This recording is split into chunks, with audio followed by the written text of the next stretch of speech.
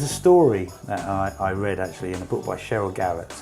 Cheryl Garrett. You remember her? She was a really close friend of mine, and I don't know where she's at in this world. In the book it really quotes that when everybody entered the warehouse, they were given an acid tab. And during the course of the night, now this may be true, I'm just asking you if this happened, because it's a great story. Everyone was given an acid tab. Whether they chose to take it or not is another thing. But at one point, you would just completely stop the music, cut all the lights, so the room was pitch black, and there would be the noise of a train going through the sound system, and everybody freaked out. That's half true. That's half true. That's half true. One, no one was given a tab of acid when they came through the front door. Now, they sorted that out on their own. But I did a lot of environmental things in that room. I could be very experimental with it. So there would be points in the evening where, the energy level is so high, that I felt maybe I need to give these people a chance to catch up to themselves. So the song that's playing will fade out, or it would fade right into a rainstorm or something like that. And then we turn on the exhaust fans, and the heat in the room would just completely disappear. It would just cool off, and people felt like they were actually in the dark, in a rainstorm. So you can hear it, and then all of a sudden you hear the thunder and this, that, and the other, and it would get really, really intense. And then as the rain began to subside and stuff like that, you can hear a train in the distance. And then all of a sudden, it would just come right through that room, and people go running. But they would run into walls, they would run into themselves. They couldn't see what they were doing, they couldn't see where they were going. But, in the cold light of the morning, the next day when it's all over and done with, people are standing around outside just talking about that train, that rain. And sometimes I'd have to wait for people to really leave because I couldn't get out of the club because they would just rush me. Some of them loving it, some of them lost their minds on it, especially if they're tripping like that. You think you're really seeing these things. Yeah, absolutely. Yeah. So it was half true. Okay. Or partially anyway. Actually, that embellishes it just perfect for me. So. And so you moved to New York at that point. You moved back to New York? Shortly thereafter.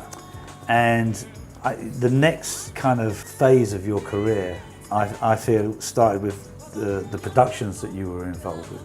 Well, I did a little bit of production in Chicago before I left. Understood. The original version of Move Your Body, I mixed that for Marshall Jefferson. And then there was a host of little small records that came out on tracks that I had done.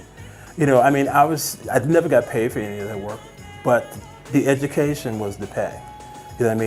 I figured the more time I could spend in the studio and the more time I spent there, I would learn and I would eventually be able to take that somewhere. So by the time I left Chicago going to New York City, record companies and A&R people were coming out of the woodwork asking me to do things for them.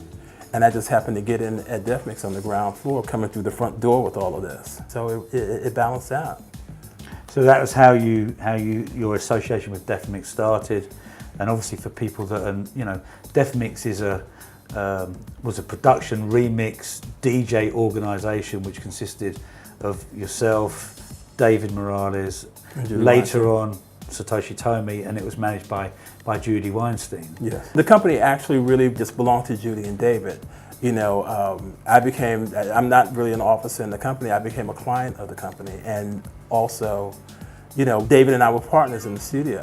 But I think because I had made so much of a name for myself up until that particular point, I'm attracting all this work that's coming in, and David wasn't getting the respect, which wasn't fair, I didn't think, because I know he worked as hard as I did, and I watched him, and we did so much stuff together. But eventually he and I had to kind of separate in order for him to get his. And the chemistry between you and David, how did that work? Who was responsible for what specific part of the music making process? We were both equally responsible for it. It's interesting because we'd be at that SSL board, in the studio, and he'd take the top end where all the percussion is and the drums, because that's mainly his thing. At least it was at the time. And I'd be at the bottom end of the board where all the vocals are and the harmonics and all the pretty stuff. I'm down here. And so, the main controls of an SSL board is right in the center. So we'd work our way to the center. I'd do all my, mutes and this, that, and the other down here. He's doing his thing up there. And then eventually we meet in the middle and we just fuse it all together. And, you get something like Where Love Lives by Alice Memory.